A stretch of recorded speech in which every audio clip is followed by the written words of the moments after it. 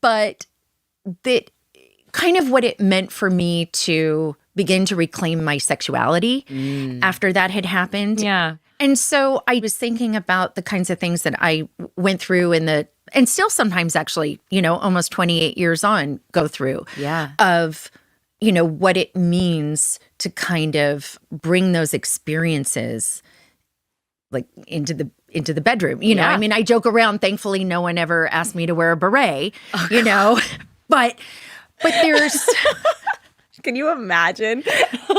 I've had some other pretty weird things. Okay. I didn't know if you had, because there are not a lot of people who've gone through this. Yeah, totally. I didn't know if who've that been vilified sexually. If that had impacted you and was a part of the healing that you had to go through. And I mean, I'm curious to know if you would define that as sexual trauma, because it just occurred to me very recently that might actually be a form of sexual trauma. Like, I wasn't physically raped, but my sexuality was used against me, was turned against me. And I have no doubt that the vilification of me, the punishment of me, was sexual as well. There was something pornographic about the way that I was accused and vilified. And I think that some ways that I talk about this in the past is that people were projecting not just their fears onto me, but their fantasies. And I came to represent not just a archetype of violence, but a sexual archetype in people's minds. And yeah, that's really intimidating. How do I navigate that as a 20-year-old? And I look back, first of all, today on my 20-year-old self, and I'm like, oh my God, I was a child. I was a sexualized child.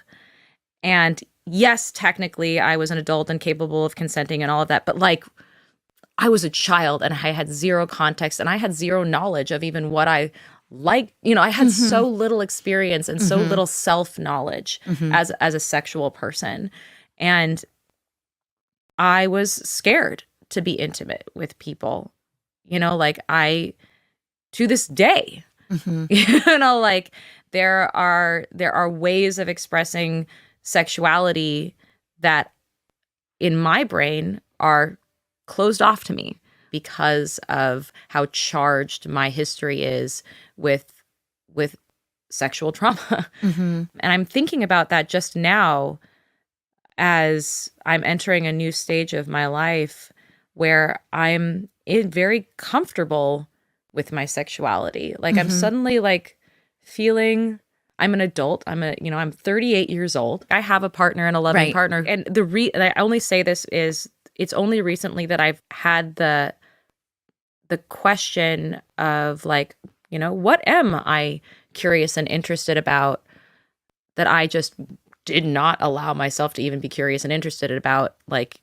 post coming out of prison, because there's just no safe way for me to be that intimate and open with people. I just cannot trust people that way.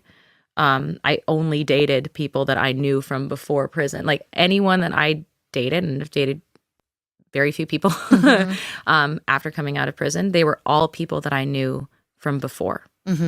People who knew me before prison, before the accusation. I did not trust new people. My husband today is like the guy who I met post-prison who like, and in my book, I talk about hooking up with one other person who I did not know from beforehand, who turned out to be a con artist who had a history of assault and domestic violence.